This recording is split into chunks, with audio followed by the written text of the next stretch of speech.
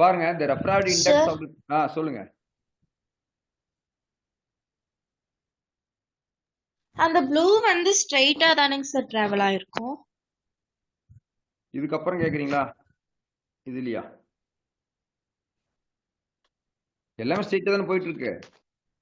ஏன்னா பெர்பெண்டிகுலரா சார் ஸ்ட்ரைட்டானா அது வந்து எந்த ஒரு இதுமே இல்லாம பிரிசத்துக்குள்ள பெர்பெண்டிகுலரா தானேங்க சார் இருக்கு. இந்த இன்டர்ஃபேஸ், அதாவது இந்த பிரிசத்துக்குள்ள போகையில இது எப்படி இந்த இன்டர்ஃபேஸ் இருந்தோ அதே மாதிரி டிவியேட் ஆகாம அப்படியே போயிருங்க. கேட்டுங்களா? இப்படி போயிருங்க. அதான சொல்ல வர்றீங்க? ஆமாங்க அதானா? ஆமாங்க சார். Very good. நீங்க என்ன அதாங்க சார். பாருங்க, 90 டிகிரில விழுந்ததுன்னா எப்பவுமே ஒரே 90 டிகிரி விழுந்தா அது என்ன ஆகாது? டிவியேட் ஆகாம அப்படியே போகும். கேட்டுங்களா? போய் அடுத்த எண்ட்ல கிளிக் பண்ண ஆரம்பிச்சிடும்.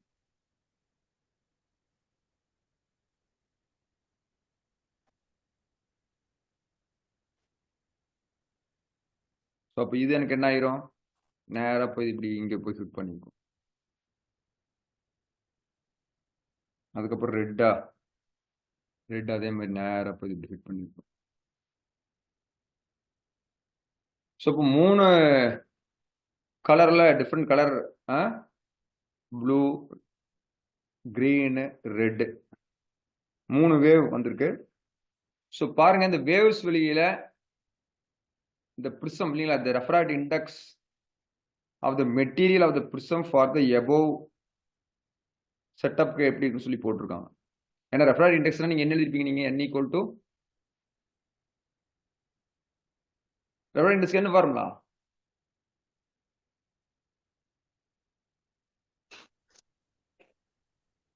ரெஃப்ராக்டிவ் இண்டெக்ஸ்க்கு என்ன ஃபார்முலா வச்சிருக்கீங்கன்னு சி கேட்கிறேன். By V. C/V. சரிங்களா? சார் சி ஆ பை வி. அதான் எழுதியிருக்கேன். C/V the correct. Very good. So speed, light speed divided by அந்த மீடியத்துக்குள்ள போயில என்ன ஸ்பீடுன்னு எழுதுவீங்க. கரெக்டுங்களா? அதுக்கப்புறம் இந்த V எப்படி எழுதலாம் நாம? லாம்டா இன்டு எஃப்னு எழுதலாமா?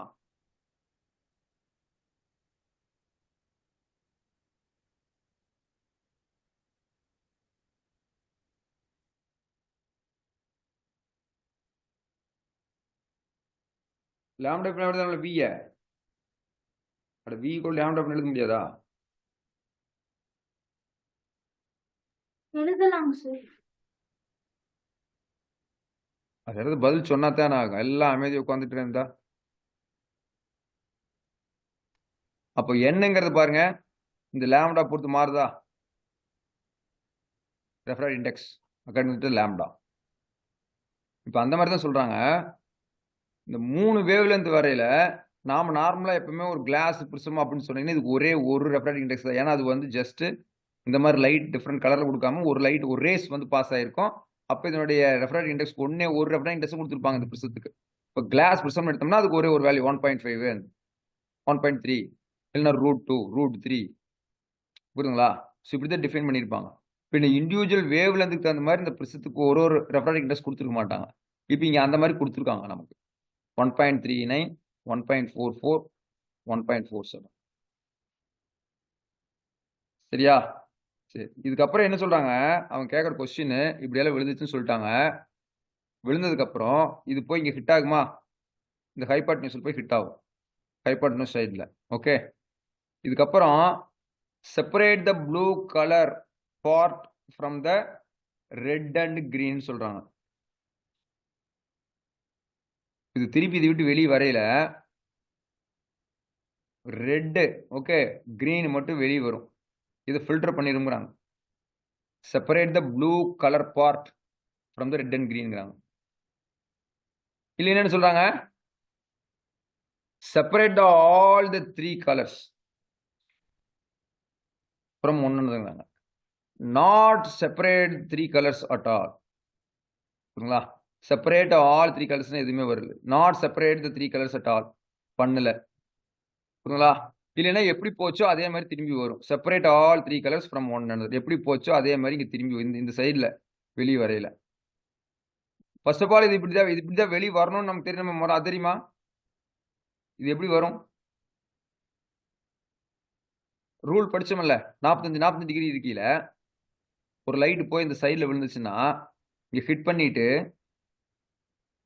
சார் டிஐஆர் ஸ்ட்ரைட்டா வரும் sir. DIR total inter refraction நடந்துச்சுன்னா டோட்டல் இன்டர் ரெஃப்ராக்ஷன் நடந்துச்சு சொன்னீங்கன்னா இது நேரா அப்படியே இது வெளியே வந்து கேட்டுங்களா? Yes sir. அப்ப நார்மலா விழுந்துச்சுன்னா இது நார்மலா இப்படி வெளியே வந்து சரியா?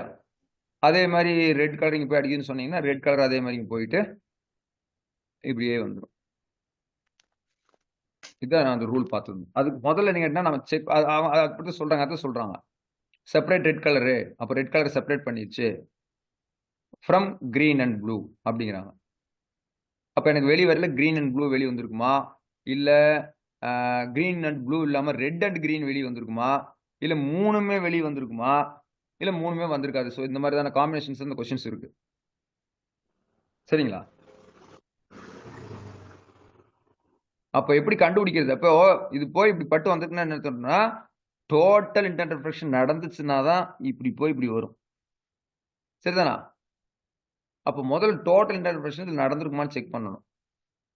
சரி, அப்ப பாருங்க இந்த 3 ரேம் போகுது, இந்த சர்ஃபேஸ்ல ஹிட் பண்ணுது. அப்போ நான் என்ன பண்ணுவேன், எனக்கு ஒரு கண்டிஷன் தெரியும். டோட்டல் இன்டர் ரெஃப்ராக்ஷனுக்கு என்ன கண்டிஷன் சொல்லுங்க பார்க்கலாம். படிச்சிருக்கோம்ல, டோட்டல் இன்டர் ரெஃப்ராக்ஷன் நடக்கணும்னா என்ன கண்டிஷன்? நேத்து கூட படிச்சோம் இல்லையா?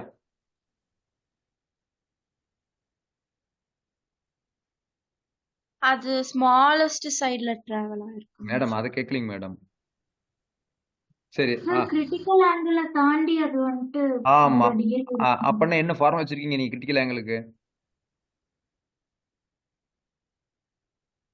கிரிட்டிக்கல் ஆங்கிள் எப்போ விழுகும்? அதே எப்படி கண்டுபிடிப்பீங்க கிரிட்டிக்கல் ஆங்கிள்ங்கிறத? சார் கிரிட்டிக்கல் ஆங்கிள்ங்கிறது அந்த ஆங்கிள தாண்டி ஒரு லைட் வேவ் போனாதான் மேடம் மேடம் total- அந்த ஆங்கிள்ங்கிறது எப்படி டிஃபைன் பண்றீங்கன்னு கேட்கறேன். அந்த கிரிட்டிக்கல் ஆங்கிள் எப்படி சொல்ல வர்றீங்கன்னு கேட்கறேன். அது முதல்ல சார் less than 45 degree. இல்ல, அப்புறம் வேற பதில்.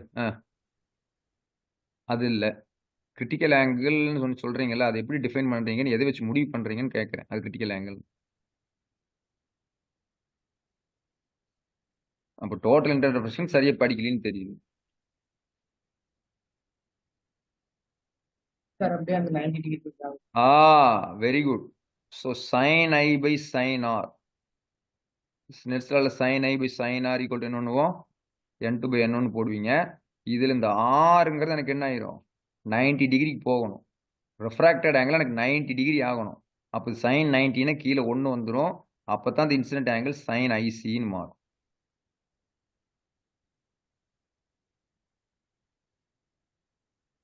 சொன்னா இல்லையா? கிரிட்டிக்கல் ஆங்கிள் இப்படி தானே எழுதணும் நாம. டோட்டல் இன்டர் ரெஃப்ராக்ஷனாலே critical angle right, critical angle நடக்கையில நீங்க அதுக்கு மேல போச்சுன்னு, பட் அது என்ன கண்டிஷன், 90 சைன் ஆர் எனக்கு 90 மாறணும். ரெஃப்ராக்டட் ஆங்கிள் இப்படி போய் நீங்க பாத்தீங்கல்ல, இப்படி இப்படி போயிட்டே இருக்கும். அவர் அப்படியே ஆகி அப்புறம் கடைசியில் இப்படி ஆயிரும். பார்த்தோமே இல்லையா? இப்படி போயிருக்கு, இப்படி போய் ஹிட் ஆகும். சரிதானா? ஸோ முதல்ல இப்படி போயிருக்கோம், அப்புறம் அடுத்தது இப்படின்னு எடுத்தீங்கன்னா அது இங்கிருந்து அப்புறம் அடுத்தது இப்படி போட்டிருப்பேன் சோர்ஸ்ல இருந்து, அப்புறம் கொஞ்சம் இப்படி ஆகிருக்கும், அப்புறம் மறுபடியும் கொஞ்சம் எடுத்திருப்பேன். அப்போ இது ஃபிளாட்டா இப்படி ஆயிருக்கும். ஸோ அப்போ எடுத்தீங்கன்னா இந்த நேரு R ஈக்குவல் டு 90. அப்போ அதுதான் கிரிட்டிக்கல் ஆங்கிள் போட்டிருப்பேன்.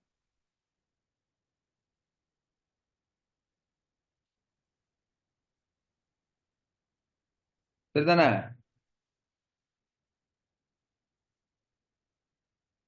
அப்போ கிரிட்டிக்கல் ஆங்கிள்ங்கிறது எப்பன்னு கேட்டீங்கன்னா அந்த ரெஃப்ராக்டட் ஆங்கிள் வந்து 90 டிகிரிக்கு போகையில தான். R ஈக்குவல் டு என்ன ஆகுது, 90. அப்போ சைன் ஐஸோட ஃபார்முலா இங்கே இருக்கும். இப்போ என்ன கேட்டீங்கன்னா இது மீடியம் 1, இது மீடியம் 2 கேட்டுங்களா? ரைட், இது மீடியம் 1, இது எனக்கு என்னது மீடியம் 2. அப்போ மீடியம் 2 எனக்கு என்னவா இருக்குது, ஏரா இருக்குதா?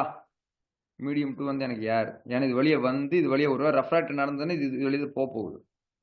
புரியுங்களா? அப்போ இந்த நேரம் எனக்கு 1 ஆயிரும். இந்த நேரம் அவங்க என்ன ரெஃப்ராக்ட் இண்டெக்ஸ் கொடுத்துருக்காங்களோ நான் அதை போடுவேன். சரிதானா? ஸோ இப்போ N1ங்கிறது ரெஃப்ராக்ட் இண்டெக்ஸ்ன்னு இருக்கு.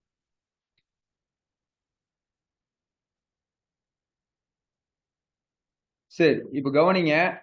இப்போ இதான் இன்சிடென்ட் ஆங்கிள். புரியுங்களா? அப்போ நான் முதல்ல எப்படி கண்டுபிடிக்கிறேன்னு கேட்டீங்கன்னா, இது எல்லாமே பாருங்க எல்லாம் ஒரே ஆங்கிள் தான் போய் விழுகுது. இப்போ இதனோட இன்சிடென்ட் ஆங்கிள் எவ்வளவு சொல்லுங்க பார்க்கலாம். இந்த 3 ரேம் போய் ஹிட் பண்ணது இல்ல, இந்த ஒவ்வொரு வேவோடைய இன்சிடென்ட் வேவ் எவ்வளவு value, what is the value? 0 0 degree. தம்பி Sir, 45 degree. 45 degree, very good. அதான் இப்ப 0 டிகிரி. தம்பி 0 டிகிரி எப்படி தம்பி ஆச்சு?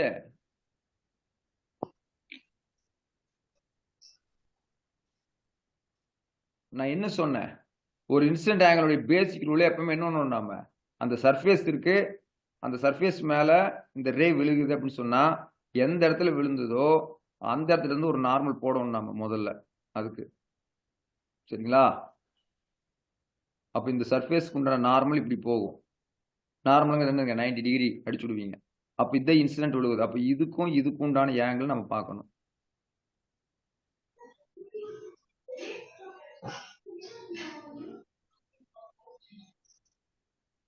சரிங்களா? அதான ரூலு.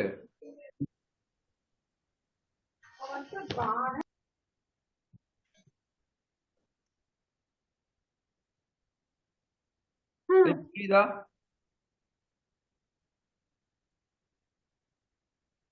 சார் இன்சிடென்ட் ரே வந்துட்டு பேரலா ஸ்ட்ரெயிட் லைனா விழுந்தா அதோட ஆங்கிள் ஆஃப் இன்சிடென்ஸ் 0ன்னு தான் நாங்க சார் சொன்னோம். மேடம் அது இங்கே 0, இங்க சொல்லல. இங்க இன்சிடென்ட் ஆங்கிள் 0. நான் கேட்கறது இந்த சர்ஃபேஸ்ல கேட்கறேன். இங்க நீங்க சொல்ற மாதிரி I 0 தான் இங்க. இந்த நேர் இன்சிடென்ட் ஆங்கிள் இந்த சர்ஃபேஸ்ல 0. பட் நான் இந்த சர்ஃபேஸ்க்கு கேட்டுட்டு இருக்கேன். நான் இந்த சர்ஃபேஸ்க்கு கேட்டுட்டு இருக்கேன்.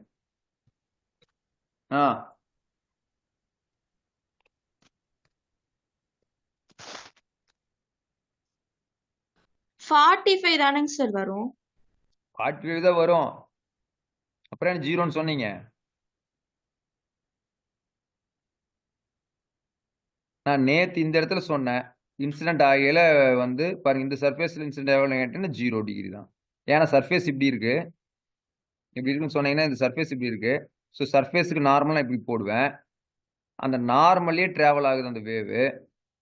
அப்ப இங்க எனக்கு 0 தான். ஆனா அடுத்தது உள்ள டிராவல் பண்ணி அடுத்து போய் இங்க ஹிட் ஆகுது. இங்க எனக்கு என்ன நார்மல், இந்த சர்ஃபேஸ் உடைய நார்மல் என்ன இதுவா? சர்ஃபேஸ் உடைய நார்மல் இப்படி இருக்கும் இதுக்கு. சொல்லுங்க தம்பி.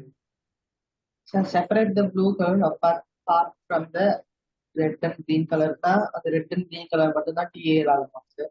ஆமாங்க. ப்ளூ கலரை வர விடாம இதை மட்டும் பண்ணு. புரியுங்களா? இதை மட்டும் வெளியே தள்ள. ஓகே. சரி. அப்போ எனக்கு பாருங்க இப்போ 45ன்னா அப்ப பாருங்க இது பாருங்க இந்த பிரகாரம் பாத்தீங்கன்னா இதுக்கு இடையில ஆங்கிள் எனக்கு 45 இல்லையா? இந்த ட்ரையாங்கிள் பாருங்க. இந்த ட்ரையாங்கிள் எடுத்துக்கிட்டீங்கன்னா இது 45. ஆல்ரெடி இது பாருங்க இந்த ஆங்கிள் எனக்கு ஒரு 45. அப்ப அதே மாதிரி ஒரு ஹரிசாண்டல் லைனுக்குமே இந்த ஸ்லோப்புக்கு எடுத்தீங்கன்னா 45. அப்ப இது எனக்கு என்னவா இருக்கும்? 45. சரியா? அப்ப நான் என்ன பண்றேன், கொஞ்சம் மாத்தி கண்டுபிடிக்கிறேன். எப்படி சொல்றேன்னா இப்ப 3 ரேவுமே இன்சிடென்ட் ஆங்கிள் எவ்வளவுதான் இருக்குதுங்க? எவ்வளவு தம்பி இருக்கு? 45 தான் உங்களுக்கு. எல்லாத்துக்கும் 3மே பேரலா வருது. பின்ன லாம்டா மாறினதுனால அதெல்லாம் எதுவும் மாறாது. 3உடைய இன்சிடென்ட் ஆங்கிள் 45. நான் என்ன பண்றேன், இந்த 45 டிகிரிக்கு என்னது தம்பி?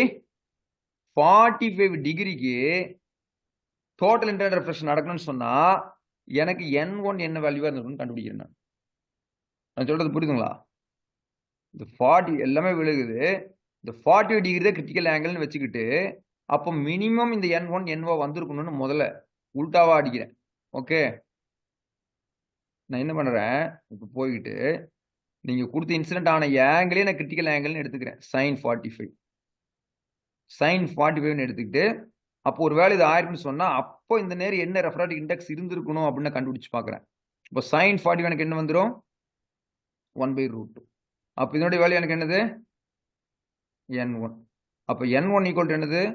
√2. √2 ஓட வேல்யூ எனக்கு என்னது? 1.414. இது ஏற்கனவே மனப்பாடம் சொல்லியிருக்கேன். புரியுதுங்களா?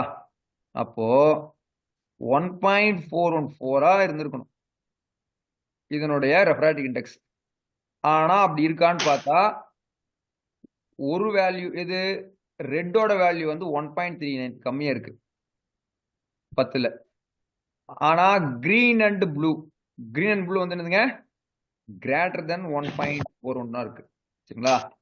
அப்போ இந்த 1.44 1.47 இந்த ரெஃப்ராக்டிவ் இண்டெக்ஸ் இருக்கிற வேவ் லென்த் மட்டும் என்ன ஆகும், அதுல மட்டும் டோட்டல் இன்டர்ஃபரன்ஸ் நடந்து இது பாஸ் பண்ணி இப்படி போகும். ஓகேங்களா? அப்ப எனக்கு என்னது எதில் வராது, ரெட் கலரு வராது, ரெட் கலரு இப்படி வெளியே வராது. கரெக்டுங்களா? ப்ளூவும் கிரீனும் வெளியே வந்து சரிதானுங்களா? ப்ளூ கலரும் கிரீன் கலரும் ப்ளூ கலரும் கிரீன் கலரும் வந்து சரியா? இப்போ சைன் ஐசினா கிரிட்டிக்கல் ஆங்கிளுக்கு போட்டிருக்கேன். கிரிட்டிக்கல் ஆங்கிளுக்கு கரஸ்பாண்டிங்க என்ன வேல்யூ வரும்னு கண்டுபிடிச்சு பார்க்குறேன். அப்போ ரெஃப்ராக்டிவ் இண்டெக்ஸ் கண்டுபிடிச்சிடுறேன். 1.414 இருக்கணும். இதில் இதை விட அதிகமாக இருக்கணும். புரியுங்களா? அப்பத்தான் வந்து எனக்கு இது நடக்கும். புரியுங்களா? எது நடக்கும்? டோட்டல் இன்டர்ஃபரன்ஸ் நடக்கும். அதோட கம்மியாக இருந்ததுன்னா டோட்டல் இன்டர்ஃபரன்ஸ் நடக்கலன்னு என்னன்னா அந்த ஆங்கிள் 10ன்னு அர்த்தம்.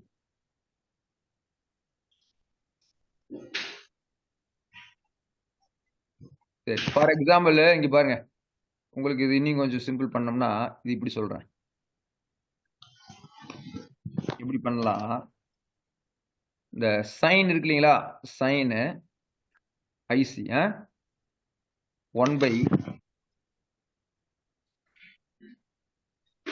ப்ளூ கலருக்கு போடுறேன். ப்ளூ கலருக்கு என்ன வேல்யூ? 1.47 கேட்டுங்களா?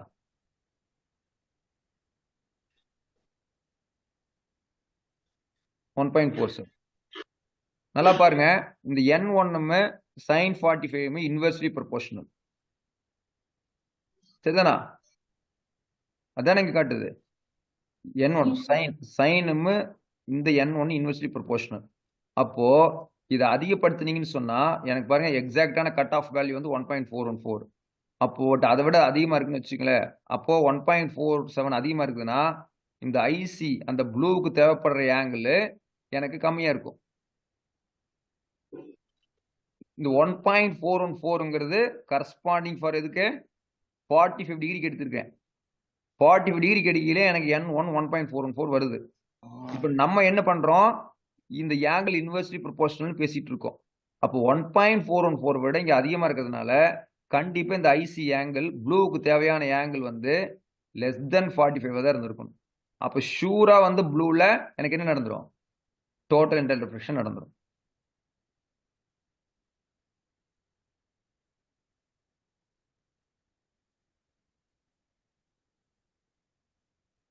புரியுதுங்களா? ஏன்னா கால்குலேட்டர் நம்ம யூஸ் பண்ணி பார்க்க முடியும். ஒரு கால்குலேட்டர் அடிச்சு பார்த்தீங்கன்னா தெரியும். 1/1.47 கால்குலேட்டர் அடிச்சு அதுக்கு சைன் இன்வெர்ஸ் எடுத்தீங்கன்னா ஐசி வேல்யூ பாருங்க கம்மியா தான் வரும். கால்குலேட்டர்ல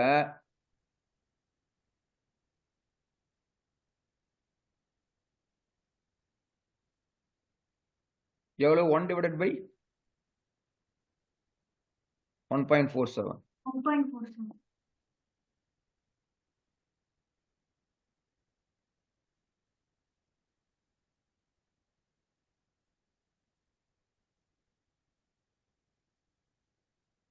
அதுக்கப்புறம் சைன் இன்வெர்ஸ் போடணுமா?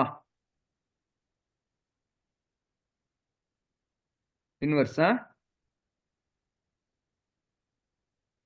எவ்வளவு வருதுங்க ஆங்கிள்?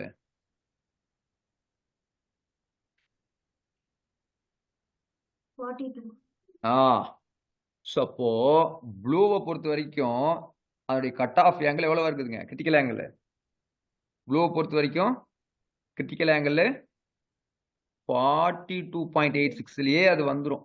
ஆனா அதை விட அதிகமா 3ங்கிறத விட ஒரு 2 டிகிரி, ஏன்னா 42.86 வந்துருச்சு, ஆல்மோஸ்ட் 43. அப்போ 43 டிகிரியில் அது விழுந்தாலே அது ஆல்மோஸ்ட் டோட்டல் இன்டர்ஃபரன்ஸ் அது நடந்துரும்.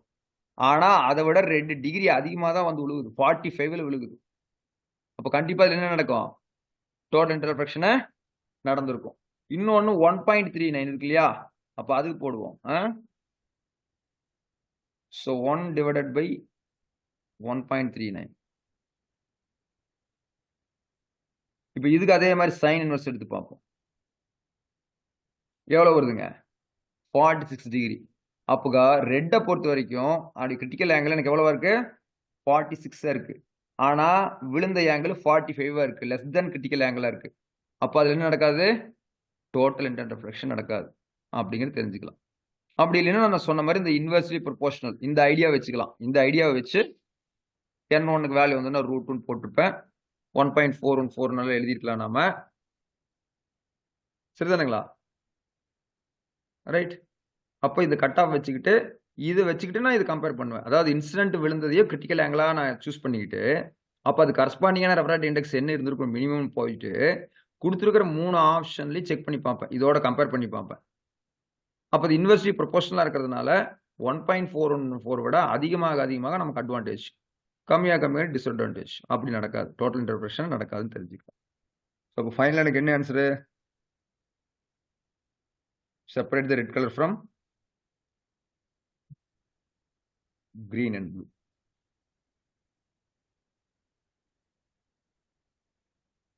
சரிங்களா? அப்போ ப்ளூவும் கிரீனும் வெளியே வந்துடும். ரெட் வராது.